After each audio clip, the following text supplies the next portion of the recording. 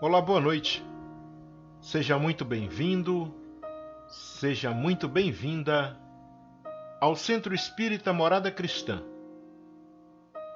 Estamos felizes por ter você aqui conosco para mais um momento de tratamento espiritual por meio de preces intercessórias. Este tratamento consiste no momento de vibração em conjunto entre trabalhadores encarnados do Morada Cristã e a equipe espiritual da casa, para irradiar energias salutares de paz, amor e harmonia em favor de encarnados e desencarnados que necessitam de atendimento espiritual. A terapêutica de hoje não substitui o tratamento realizado na enfermaria ou nos consultórios à distância. Muito pelo contrário, ele ajuda de forma eficaz na evolução destes tratamentos.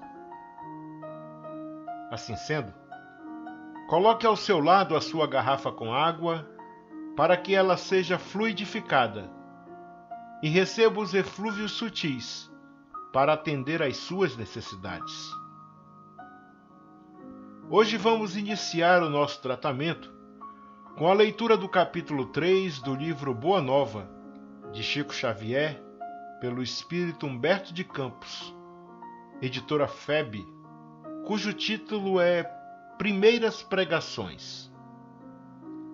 Nos primeiros dias do ano 30, antes de suas gloriosas manifestações, avistou-se Jesus com João Batista, no deserto triste da Judéia, não muito longe das areias ardentes da Arábia.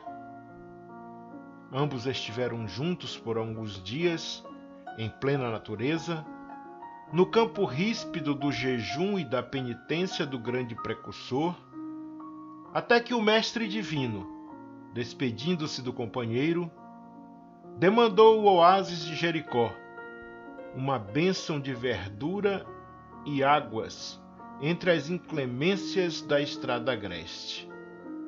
De Jericó, dirigiu-se então a Jerusalém, onde repousou ao cair da noite.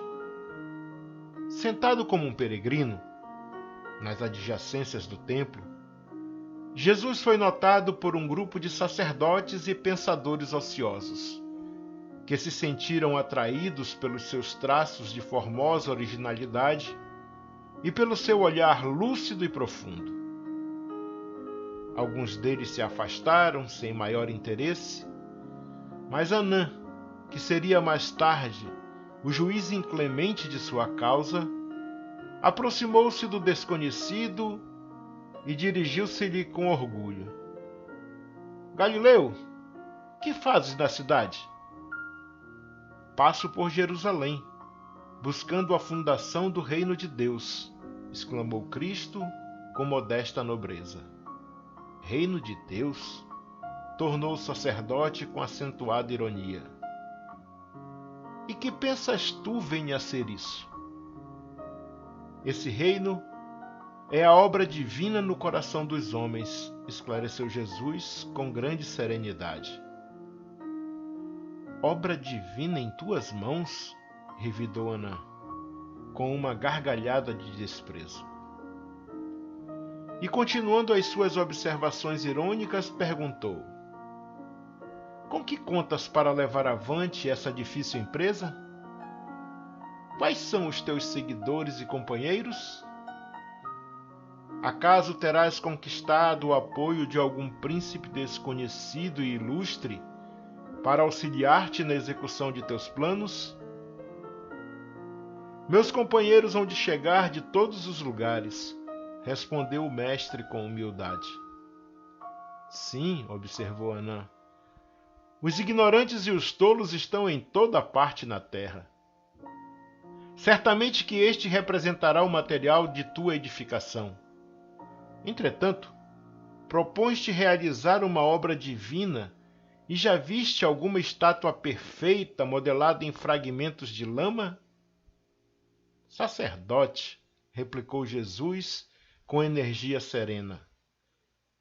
Nenhum mármore existe mais puro e mais formoso do que o sentimento. e nenhum cinzel é superior ao da boa vontade sincera.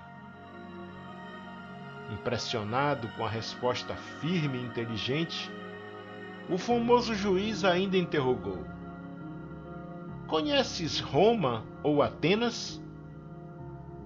Conheço o amor e a verdade, disse Jesus convictamente.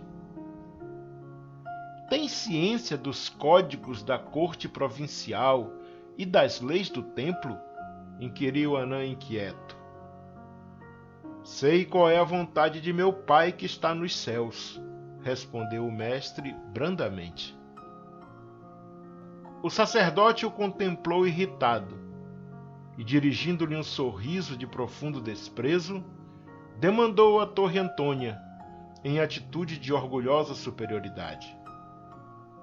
No dia seguinte, pela manhã, o mesmo formoso peregrino ainda foi visto a contemplar as maravilhas do santuário, antes alguns minutos de internar-se pelas estradas banhadas de sol, a caminho de sua Galiléia distante.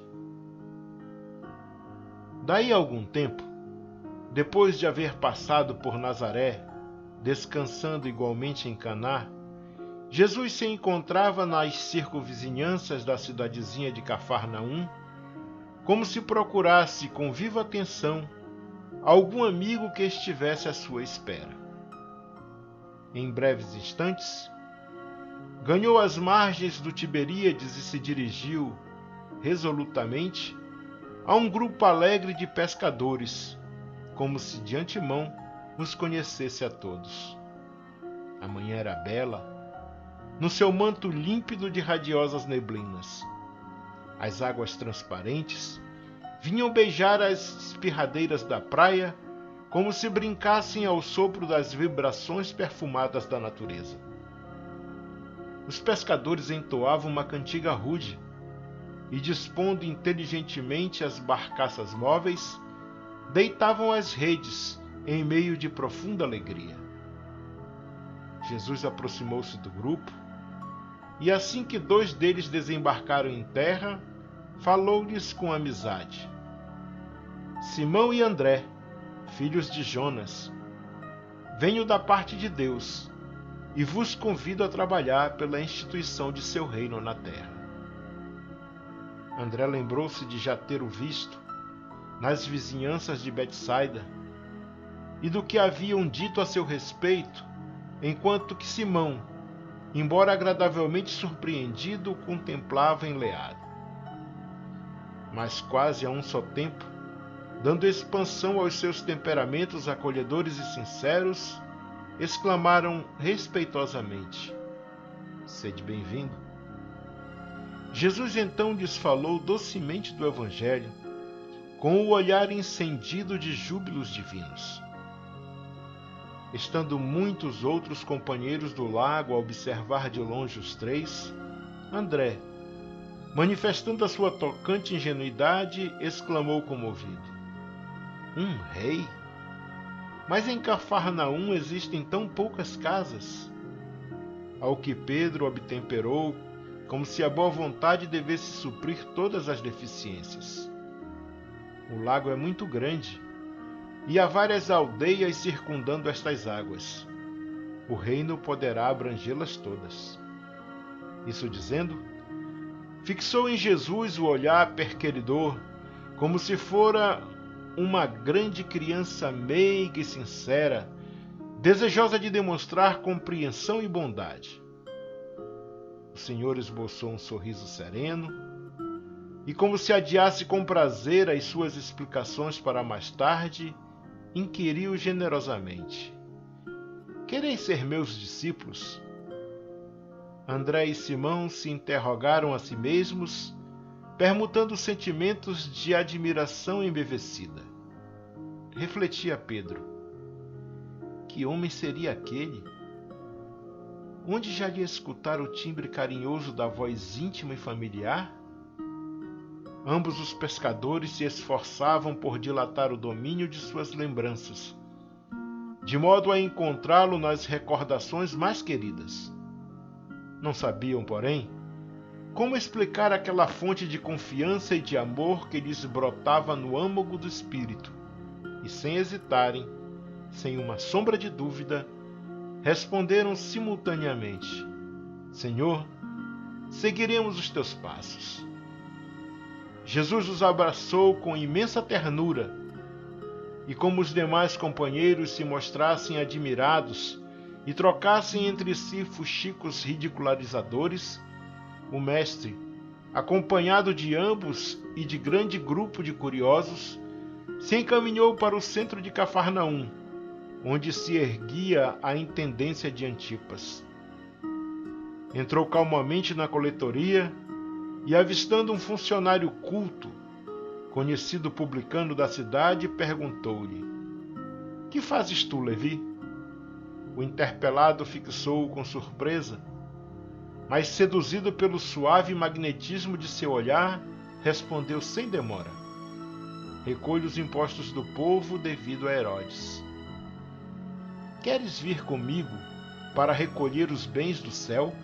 Perguntou-lhe Jesus com firmeza e doçura. Levi, que mais tarde seria o apóstolo Mateus, sem que pudesse definir as santas emoções que lhe dominaram a alma, atendeu comovido: Senhor, estou pronto. Então vamos, disse Jesus abraçando-o. Em seguida, o numeroso grupo se dirigiu para a casa de Simão Pedro, que oferecera ao Messias acolhida sincera em sua residência humilde, onde o Cristo fez a primeira exposição de sua consoladora doutrina, esclarecendo que a adesão desejada era a do coração sincero e puro, para sempre, às claridades do seu reino. Iniciou-se naquele instante a eterna união dos inseparáveis companheiros. Na tarde desse mesmo dia, o mestre fez a primeira pregação da Boa Nova na praça ampla, cercada de verdura e situada naturalmente junto às águas. No céu, vibravam harmonias vespertinas, como se a tarde possuísse também uma alma sensível. As árvores vizinhas acenavam os ramos verdes ao vento do crepúsculo, como mãos da natureza que convidassem os homens à celebração daquele primeiro ágape. As aves ariscas pousavam de leve nas alcaparreiras mais próximas, como se também desejassem senti-lo, e na praia extensa se acotovelava a grande multidão de pescadores rústicos, de mulheres aflitas por continuadas flagelações, de crianças sujas e abandonadas, misturados publicanos pecadores com homens analfabetos e simples, que haviam acorrido, ansiosos por ouvi-lo. Jesus contemplou a multidão e enviou-lhe um sorriso de satisfação. Contrariamente às ironias de Anã, ele aproveitaria o sentimento como mármore precioso e a boa vontade como cinzel divino. Os ignorantes do mundo, os fracos, os sofredores, os desalentados, os doentes e os pecadores seriam em suas mãos o material de base para a sua construção eterna e sublime. Converteria toda a miséria e toda a dor num cântico de alegria, e, tomado pelas inspirações sagradas de Deus, começou a falar da maravilhosa beleza do seu reino. Magnetizado pelo seu amor, o povo o escutava num grande transporte de ventura. No céu havia uma vibração de claridade desconhecida. Ao longe, no firmamento de Cafarnaum, o horizonte se tornara um deslumbramento de luz e, bem no alto, na cúpula dourada e silenciosa, as nuvens delicadas e alvas tomavam a forma suave das flores e dos arcanjos do paraíso. Assim seja.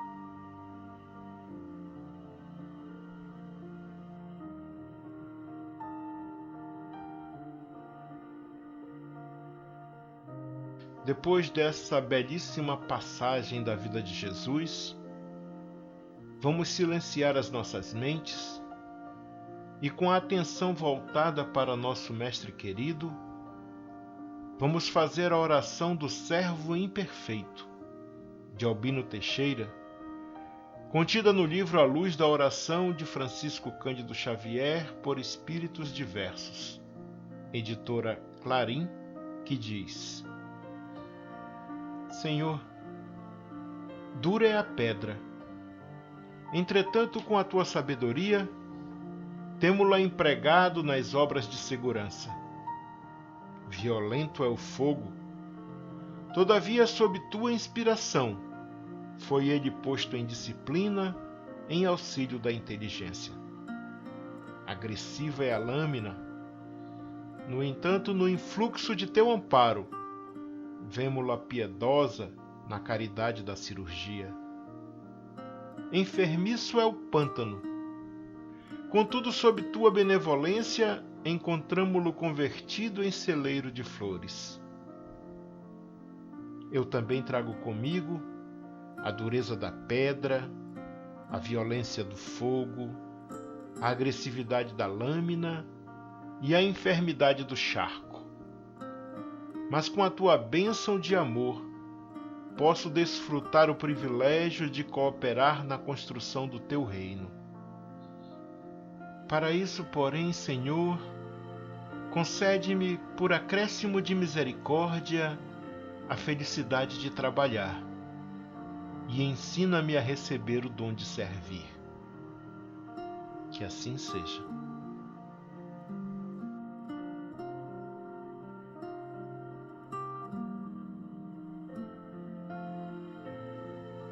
Agora, meus irmãos e irmãs, vamos nos recolher em prece, agradecendo a Deus por nossas vidas e pedindo os recursos necessários para nos tornarmos verdadeiros cristãos. A partir de agora, você que está nos ouvindo deverá fazer suas preces em seu favor, em favor de sua família e em favor de todos aqueles que você se comprometeu em auxiliar com suas preces e vibrações positivas. Entregue-se ao exercício da oração sincera e aos desígnios divinos, enquanto esta música suave embala suas orações.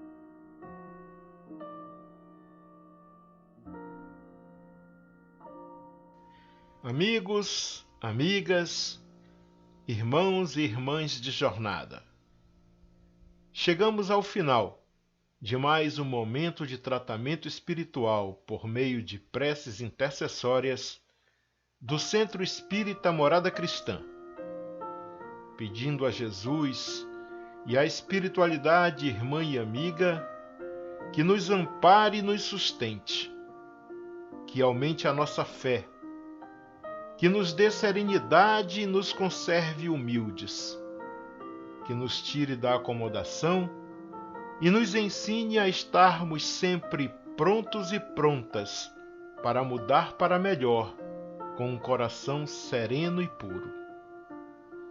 Nos vemos na próxima segunda-feira, se assim Deus permitir. E que nessa semana de trabalho e estudo possamos espalhar amor, paz, luz e praticar a caridade, porque, como sabemos, fora da caridade não há salvação. Fiquem todos e todas com o amor de Deus. Um abraço fraterno e até segunda.